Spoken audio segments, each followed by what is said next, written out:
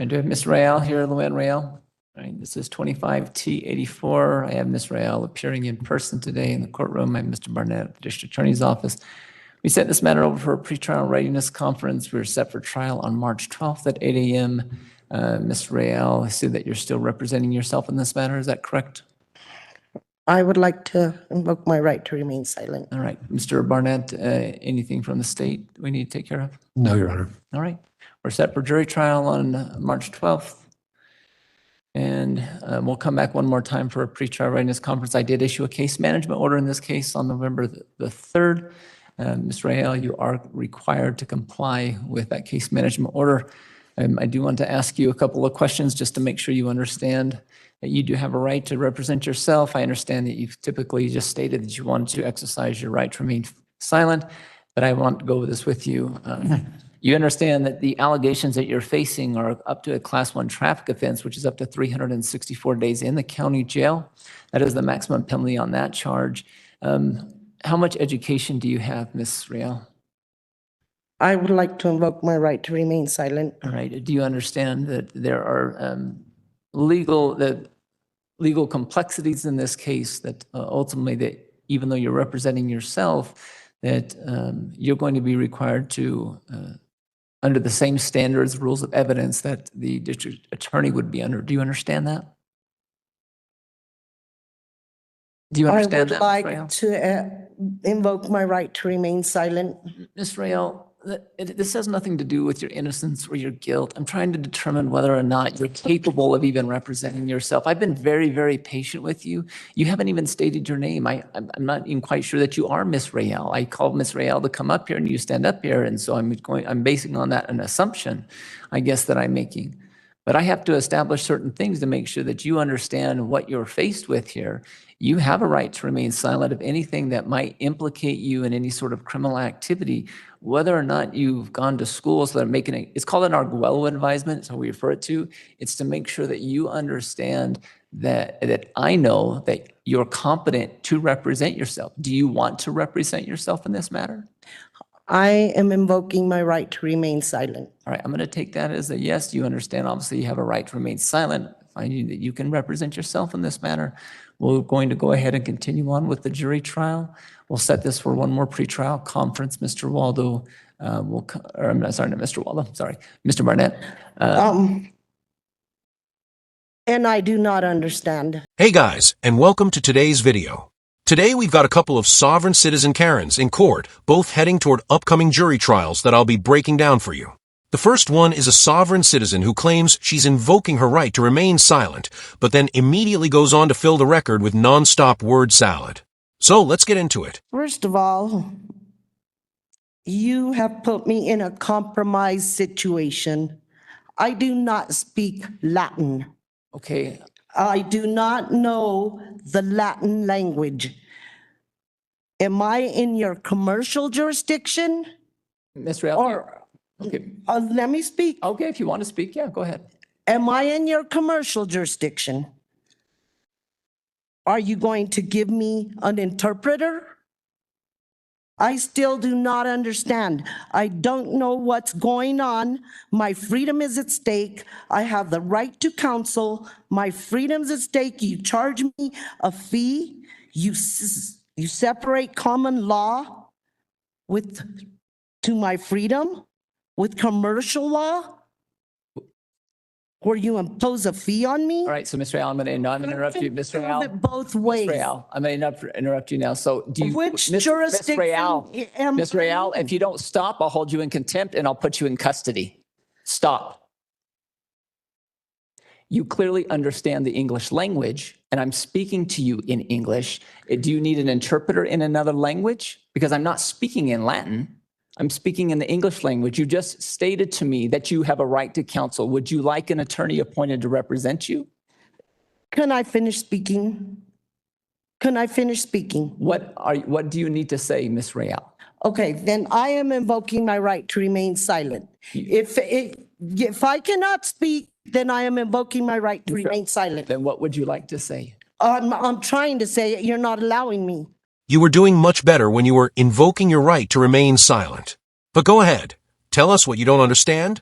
So if you have questions or understanding for the court, but I'll give you a couple of minutes to complete whatever it is you wanted to say, but we're not at trial at this point. I'm trying to just determine whether or not you understand what's going on. Would you understand the English language? It's very clear to me that is the case. And I'm not speaking to you in Latin, Ms. Real. Am I in your commercial jurisdiction or am I under your common law jurisdiction of the Constitution? You compromise me in every single way when I come into the courtroom. You strip me of my right to bear arms by running me through a metal detector, already compromising my rights as an American. You force me into a room where you have sentries with body armor, guns, pepper spray, tasers. You sit me down in a chair and then you ask me if I understand. No, I do not understand. You violate me through and through, and then in the middle of the game, we get halfway through the hearing, you change it, and then you spark out some word in Latin, and I am sitting here confused as all heck, asking me if I understand. If I don't put up and tolerate with your actions, you will have your officer standing up against the wall, pull out his weapon to scare me and throw me in a dog cage. You are acting criminal, corrupt, and evil and demonic. I do not understand. And therefore, you cannot form jurisdiction over me. You speak a foreign language that is regulated from Britain. Okay, In Ms. Real, America, that's in enough. America, you Ms. Real, speak English to me. Ms. Real, that's enough. I've heard enough. Okay, so you obviously understand the English language. Okay, so you are under the jurisdiction of the court. That is the jurisdiction that you under. You are in the Conejos County Court. I am the Conejos County Judge, and I do have jurisdiction over you. Can I finish? No, you cannot. I'm not going to continue to listen to this. This is what we're going to do. You are set for trial on March 12th. You will show up here for trial on March 12th. If you don't show up, I will issue a bench warrant for your arrest. We are going to have a trial March 12th. You have the right to counsel. If you would like to apply for counsel, you clearly understand that because you just told me that you have a right to an attorney. There is an application right there on that table. You can fill out that application and you can provide that to the public defender's office. They can enter an appearance for you free of charge if you qualify. That is your right to an attorney. If you don't want to apply, and that's absolutely your choice, you get to elect that. But we are going to trial on March the 12th, and you will be here for trial on March the 12th, and we will put it to a jury, the allegations against you. That is what we're going to do. Okay, well then, can I get that in writing? You have it on the record. We'll be here March 12th for a trial. What time is that? Start at 8 a.m. All righty. We won't need to come back for another pretrial conference, Mr. Barnett. We'll be here for trial March 12th. Well, he is allowing you to speak. He's just not allowing you to fill the court record with nonsense like, I don't speak Latin, when he's clearly speaking English to you. Court's going to call case number 23 CR 884, People versus Michaela Mayberry. I'll take entries. I'll start first, Ms. Becker, with you. Amanda Becker for the people. All right. And I note this matter was set at 1 p.m. for a motions hearing. It's currently 1:03. Ms. Mayberry does not appear. I'm going to give her to 1:05, and then we're going to move forward. Ms. Becker, can you remind the court, has there been any failures to appear in this case? Your Honor, I was just looking at that. We did have ones early on, and she did have to be extradited from Texas, but she has been since on bond and in Colorado and appearing for the last several. Our last FTAs weren't since August of 2023. She also has a revocation matter in Adams County. She did appear at their last hearing in October of 2025. And then I just checked Vine Link and she does not appear to be in custody. Okay. I think give her to like 115. Okay. All right. We'll wait 10 minutes. All right. We're back on the record in 23 CR 884. I'll note for the record that it is now 1:20. This matter was set at 1 p.m. Ms. Mayberry does not appear. Given that there was the older FTA, the age of this case, and that we have had to extradite her from Texas, I do think the $20,000 cash surety is appropriate.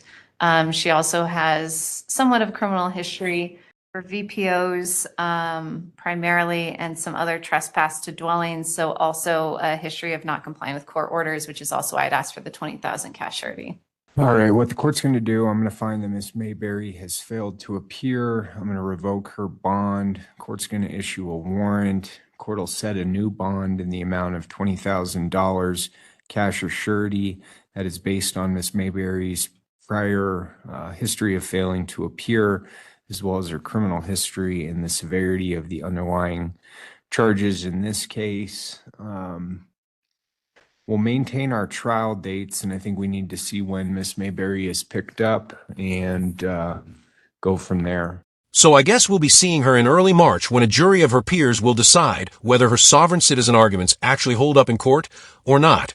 And that brings us to the next case, which involves a dangerous sovereign citizen, Karen, who applied for a personal home massage therapy job, then allegedly came back later and attempted to rob the people who didn't hire her. This hearing is a motion to suppress the show-up identification, where the officer will testify that the victim was brought to the scene of the arrest and identified the suspect as the person who had been in her home. For this hearing, she also decided to show up an hour late, apparently still operating under the belief that the judge doesn't have jurisdiction over her and can't set basic court times. All right, we're going to set this over for Thursday at 1 p.m. 1 p.m. Miss Mayberry, you need to be there right at 1 p.m. Court's going to call at 1. And we're going to move forward. Court will quash the warrant that was previously issued. Ms. Becker, is there anything else? Any discovery updates? Thank you. Your Honor, I did want to alert the court. I did provide Ms. Mayberry a copy of all of the discovery in this case today via a USB. I also had her sign a document noting that she's received that discovery. It does have all of the both media and the PDFs in this case. I did also get a good email address for her today. So if there are any trial preps that create potentially new discovery that we usually create around trial preps, that would be the only thing we would be emailing her new. Otherwise, all the discovery is in. And then lastly, the people did just want to make a brief Lafleur record. Yeah, please go ahead. Thank you. Ms. Mayberry is charged with a Class 3 felony for burglary that has the possibility of 4 to 24 years in the Department of Corrections. It is, we do consider her enhanced due to a case being open at the time, which is Adams 20 CR 4209. That's what makes the enhanced range 4 to 24 years. She is still probation eligible, even if convicted at trial. The offer on this case was to a Class 4 felony for burglary in the second degree and a Class 5 felony for palpo, which is possession of a weapon by a previous offender. That is also the enhanced range with the possibility of 2 to 12 years and is still probation eligible. Okay. Ms. Mayberry, do you have any questions about that? Just the verbiage, Okay. What part of the verbiage? all of the verbiage of it. So let's, I guess, break it down then. Ms. Becker, the offer is to, It would be for a slightly lesser felony. It's still called a burglary in the second degree, but it's one step down. That's why you go from a 4 to 24 range to a 2 to 24. And then a Class 5 felony for palpo, which we would, if she was sentenced on both the F4 and the F5 palpo, we would ask for a sentence together in that range of 2 to 12 years. okay. And the palpo is possession of a weapon by a previous offender. So if you proceed to trial, the potential sentencing range that the court can impose is 4 to 24 years. The offer is a plea to a charge which would set the sentencing range from 2 to 12 years. Okay. Because we're proceeding on this case, the district attorney is making this record because there's not going to be any further offers. We're going to proceed to trial on this case. Do you understand that? Yes, Your Honor. Okay. The people don't object to a bifurcation. I do think that makes sense to do the palpo and the VPO after the other two charges. And for defense 8 for the motion in limine, the people would not be presenting Ms. Mayberry's prior criminal history unless she were to testify at jury trial. So a warrant was issued for her arrest for failing to appear. However, she eventually did show up about an hour late, after the officer who was supposed to testify had already left the courtroom. Now, I'm going to leave in the next part where things go into more detail about what she's actually being charged with and the potential prison time she could be facing. All right, we're back on the record in 23 CR 884. I'll indicate that Ms. Mayberry is present. Ms. Mayberry, you were late today. What happened? I'm sorry? You were late today. 5 minutes? Yes. I told you on Tuesday that I wasn't going to have you late for today's hearing. You Well, need to be on time. I have to take public transportation, Your Honor. I told you about this hearing on Tuesday. You could have made arrangements to be here on time. And yes, I did. And Got you were here late. As soon as I could, Your Honor. Okay. What I'm going to say, Miss Mayberry, we're set for trial. If you are going to be late for any of those trial dates, I'm not going to keep the jury waiting for you. I will remand you into custody for the trial if we need to do that to make sure that you are here on time. Okay? We have people waiting. You need to be on time. We're going to go forward. Ms. Becker, we're going forward on the defense's motion to suppress show up identification. Are the people prepared to proceed? Yes, Your Honor. All right. The people can call their first witness. She's now looking at a potential sentence of 2 to 12 years in prison if she had accepted a plea deal. But believing the laws and penalties don't apply to her, she turned it down and is now facing 4 to 24 years instead, with possible enhancements due to additional pending charges in other jurisdictions, though we'll get into those later. The motion to suppress hearing was rescheduled so the officer could return and testify, and she was explicitly warned not to be late again. Despite that, she still chose to show up whenever she felt like I'd it. kind of like to direct you to April 5th, 2023. Do you recall getting a call out for this case? Yes, it was a general call for service. And are you aware that there was a 911 call that kind of preceded that call out? Yes, it was a 911 call for a burglary in progress is what it was coded as. And did you review the 911 call that was involved in this case? Yes, And when you listened to that phone call, did you recognize the voice of the caller on that call? yes. Who was it? Felisa, the homeowner that I eventually contacted in this case. Your Honor, the people would move to admit People's Exhibit 1, which is the 911 call in this case. Ms. Mayberry, do you have any objection to People's One? No, Your Honor. All right, People's One will be admitted. No. What is the address of your emergency? Stay on the line, okay? This is Jeff. I'm with the transfer. It's gonna be 9665 West. I'm just gonna spell it. David, Adam, Nora, Zebra, Ida, George, Place. What's going on there? I walked in on a robbery at my house. Okay. They walked into your house and there was a female inside your house? Yes, they broke into our gun safe. They take any of the guns? I think so. I ran out of the house. I'm sorry. That's okay. Take a deep breath for me. Did you see them leave your house? Yes, she went through the front door. And you said that they did take the guns? I think so. I ran out. I didn't look to see, but she was in the gun safe. And I don't think there's anything left. Was it just one person? I saw just one person, yes. Just one. The female, can you tell me was she white, black, Asian, Hispanic? Asian or Hispanic. And she had on all white clothing? Yes. Okay, and there was a white hoodie, you said? Yeah, some white pants. Okay, it's okay. When you saw her, did she have any weapons in her hand? No, she was holding my son's Xbox. Okay. But she was in my office in the gun safe.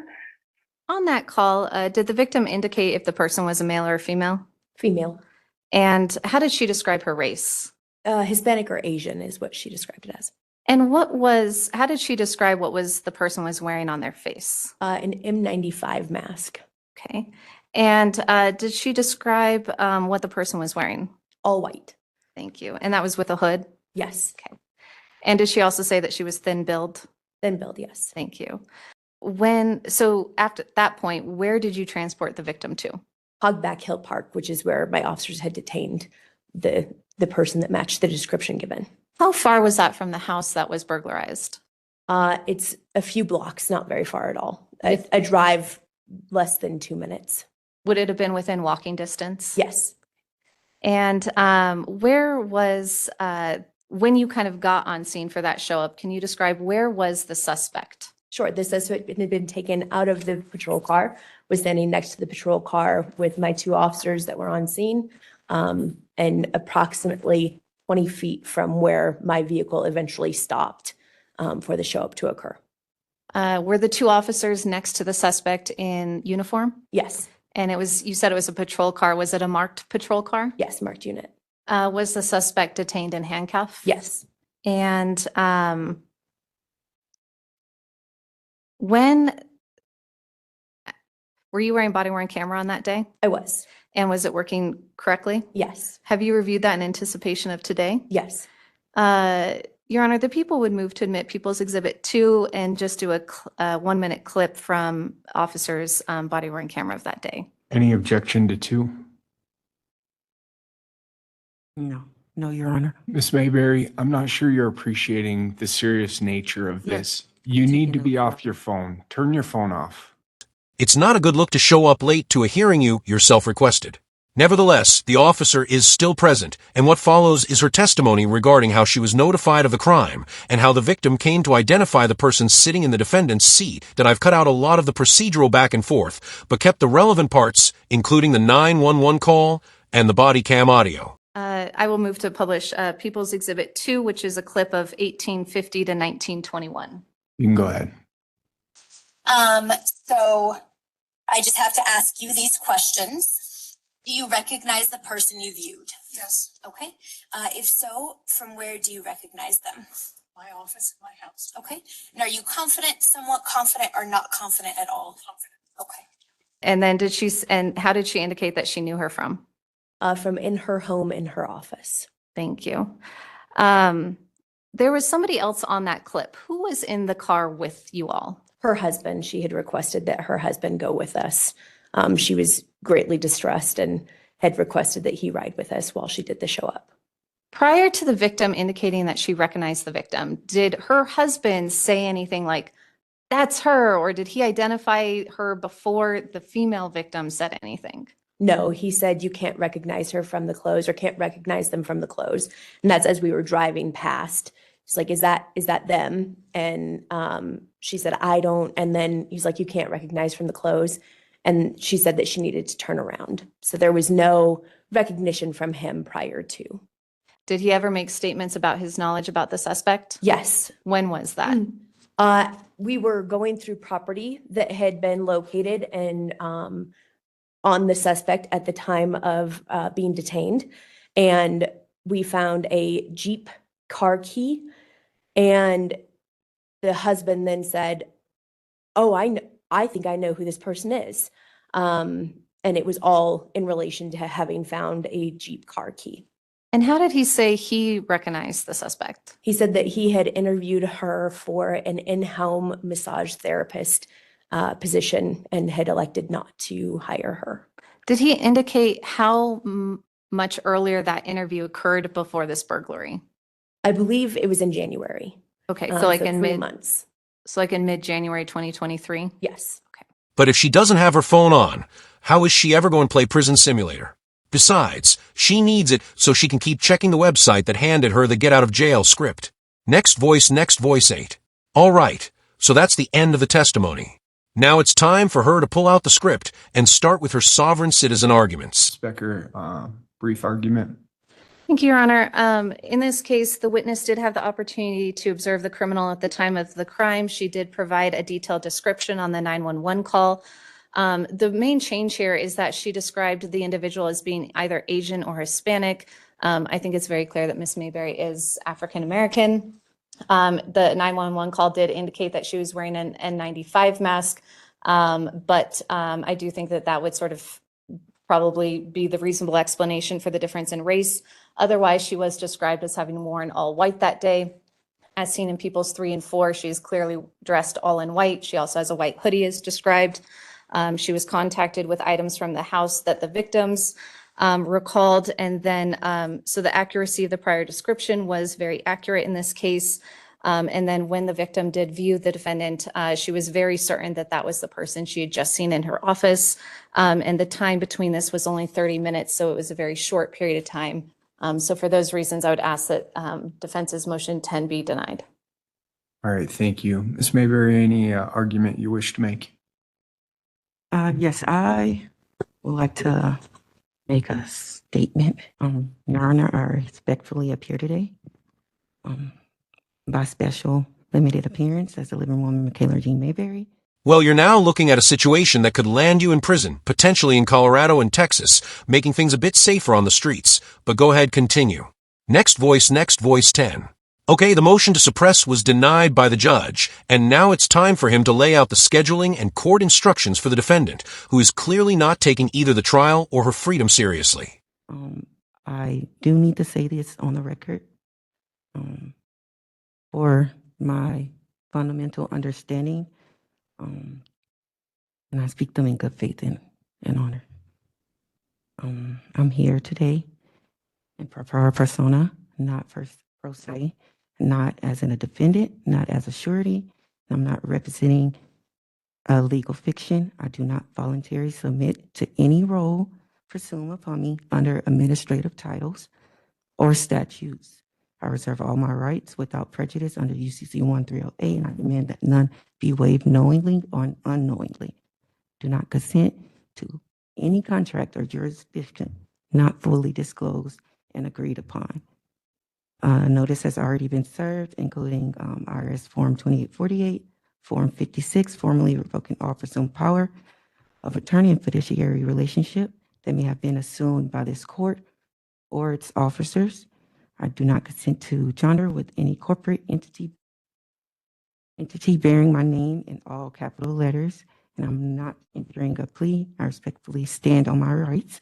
I do not consent to being administrated. I am not here to disrupt. I'm not here to argue. I'm here to preserve the record and speak my truth in peace, and request that no adverse inferences be drawn from my silence or non-participation in assumed procedures. I respectfully request that the court intends to proceed to produce on the record a verified claim by a living injured party, a lawful contract bearing my signature, and a proper delegation of authority granting this court jurisdiction over me as a living woman. If this court does not possess those items, I ask that this matter be closed and settled honorably. I do not consent to incarceration, coercion, or compelled contracts. I thank this court for honoring my peaceable notice and my appearance. If I could just have confirmation from Ms. Mayberry that she's received my emails on the record, then I know that that's a good email for further communications for sending the witness list and exhibit list and instructions. Ms. Mayberry, have you received those emails? Okay, Your Honor. No, I'm not the entity the court has created. I am Michaela of the Mayberry family. I am a living woman. And so let the record reflect that I object to any proceedings inconsistent with the Constitution of the United States and the Constitution of this Commonwealth. And I demand this tribunal apply the controlling constitutional doctrine, and any action in contradiction to that is ultra vires and void. Okay. Ms. Mayberry, did you receive the emails from the people?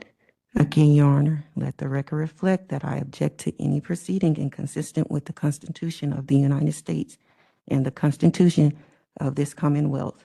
I demand this tribunal apply the controlling constitutional doctrine, and any action in contradiction is ultra vires and void. Ms. Becker, what I'm going to find is that the people received the email address provided by Ms. Mayberry on Tuesday, that the people have made good faith efforts to provide that information to her. Court has inquired twice of Ms. Mayberry whether or not she received the emails and would neither confirm or deny it, and has made a record accordingly. So I'm just going to make those findings. And anything else? No, the people will continue using that email address on a good faith basis for providing that information. All right. I can clean this up while keeping the same tone and flow. The only virus I see here are the sovereign citizen arguments that continue to show up in courtrooms across the country. That being said, everything that has been done here today and in the past is in full accordance with both the U.S. Constitution and the Constitution of Colorado.